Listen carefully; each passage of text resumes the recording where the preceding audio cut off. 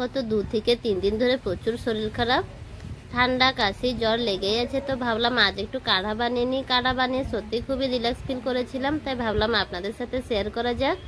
তো কাঢ়া রেসিপিটি বানানোর জন্য আমি এখানে নিয়ে নিচ্ছি 1 কাপ জল।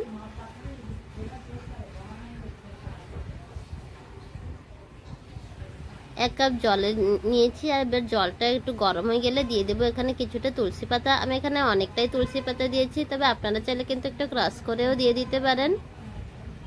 এভাবে কাঢ়া রেসিপিটি বানিয়ে দেখতে পারেন, সর্দি কাশি থেকে একদমই রিল্যাক্স ফিল করবেন। এবার দিয়ে দিচ্ছি একটা দারচিনি ও এখানে 7 থেকে 8টা লবঙ্গ, হাফ চামচ এখানে গোলমরিচের গুঁড়ো আর 1 চামচ আদা দিয়েছি।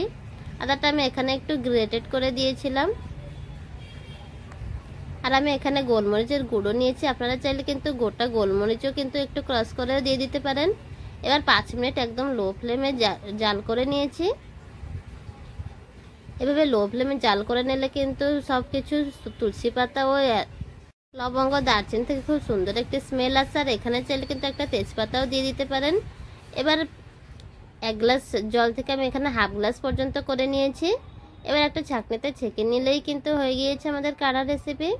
আর আমার মনে হয় এই সময় কিন্তু সবারই একটু একটু শরীর খারাপ হয়ে থাকে, তাই চাইলে এভাবে কাঢ়া রেসিপিটি বানিয়ে নিতে পারেন। খেতে কিন্তু ভীষণই ভালো হয়। কাঢ়া রেসিপিটি একটু কাড়বা হয়ে থাকে, সেই জন্য আমি এখানে অল্প একটু মধু দিয়ে দিচ্ছি, খেতে ভালো লাগবে সেই জন্য। আপনাদের বাড়িতে যদি কোনো ঠান্ডা কাশি লেগে থাকে তাহলে একবার কাঢ়া রেসিপি বানিয়ে দিতে পারেন। লাল চা থেকেও কিন্তু কাঢ়া রেসিপিটি খেতে অনেকটাই উপকারী হয়। আর এটা একটা ইমিউনিটি বুস্টার।